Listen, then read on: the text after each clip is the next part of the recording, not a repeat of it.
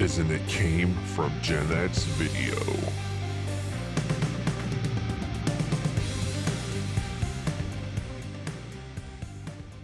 Well, speaking of drama, this guy definitely excelled in drama on television and passed away recently, Keith, while we were away. Jerry Springer passed away, Yeah.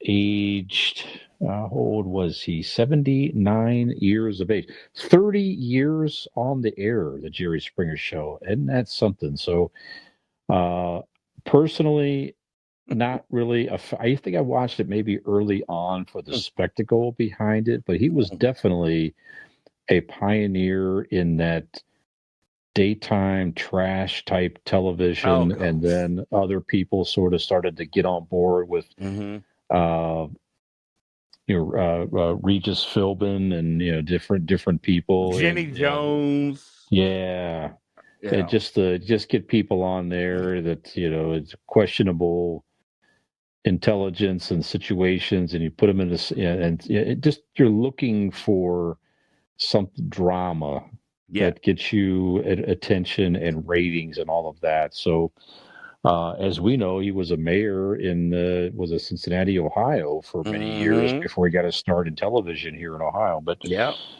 So, were you a fan, Keith, of the Jerry Springer Show? What do you think of that daytime trash type stuff in general? What's your take on this? Well, like you said, when it came out, like most of us, we were glued to that because of the spectacle of it. We had never seen anything like this. The concept of reality television was new. We thought we were glimpsing in people's personal lives like we could never see before. People just being people, reacting like a lot of people would, maybe not as reserved or as cool as maybe someone on a television show would, with a script. So we thought we were seeing raw human emotion, and of course we were young too. Thought we were going to see, scantily loose women and all this other stuff, and controversial subjects that were more taboo back then, like homosexuality and things of that nature. So yeah, we were all fascinated by it. I wanted to check it out every day. As I got older, I was like, this is pure garbage. Of course, and I found out most of it was all scripted. I think that was just a slap in the face to come out and say, hey, this is reality TV and you're scripting it. I know for a fact I had a friend on the show and just kind of laid it out what was going on backstage. He was introduced to a girl backstage and told, you guys are going to say you're from a relationship, you're from here, you're from there. But it was just all total fake, which explains some of the bad acting and situations we've seen on that show. The people didn't even hardly know each other. So I really had no respect for the show.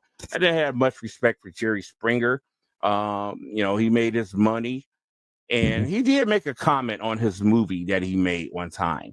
He did the Jerry Springer movie, and he made he always does his little rant at the end. He calls it a rant, but he talks very calmly at the end of every show. And he made a good point. And he was like, you know what? Everybody ain't this or that in the world. These people have to have their own vehicle too. I knew people that lived for that stuff, Sure. The late great my friend B, he didn't miss Springer for nothing. But that's where he was.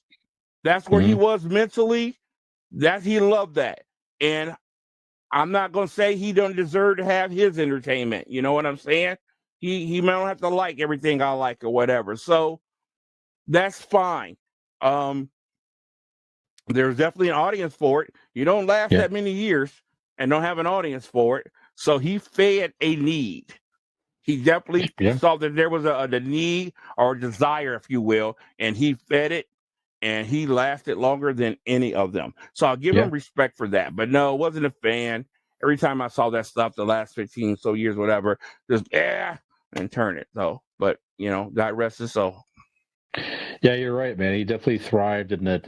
Like you say, it's not for me necessarily, but that there's an audience for that. Like you say, the chaos, Mm-hmm. and everything else for several reasons. For one, because some people can relate to it, like you say, some people were in those situations where they had a child out of wedlock or whatever it was, and the other parent was crazy, and it's just like, oh my God, I'm not alone in this craziness and drama. Yeah. And others probably used it to where it's just simply pure entertainment, and others to where, well, I'm not as Nick. We talked about this on the Convincing Idiots podcast recently. And Nick's point was some people probably used it to where they felt better about themselves, to where they felt that I got a lot going on, but these people here, now they got a real problem. At least I'm not at that level, and they used it as sort of a way to feel better about their own situations they had going on. So I thought that was an interesting point as well. So, and some people just like stupid fish. You're right. I mean, you're right. You take music. Take music. Mindless. When I was going on, I was mentioning Queensryche earlier. Progressive metal band, thought provoking, intense lyrics, things to think about. I remember a few friends of mine, Dave Jackson from the band Fox, he used to call it egghead music. I want to listen to that egghead music. He didn't want to listen to nothing that makes you have to think. You know what I'm saying? And there's a lot of people who love to listen to Queensryche and Rush and all that stuff. But some people just want to listen to You Shook Me All Night Long or Thunderstruck. One word, keep it simple. People grew up loving The Day the Music Died. That was tense. That was beautiful. But some people just wanted to hear a ball, the dang dong ding. They don't make any sense. So what? I just want to sing something stupid and get loose. So everything's not for everybody, and different strokes, different folks. It was stupid. It was scripted. It was horrible. And some people loved it. That's what they wanted. That's what they needed. And fair is fair, I guess. Yeah, that's right. Yeah, it's like, it's like Skinner on this show. I don't know. I'm not sure where I was going with that.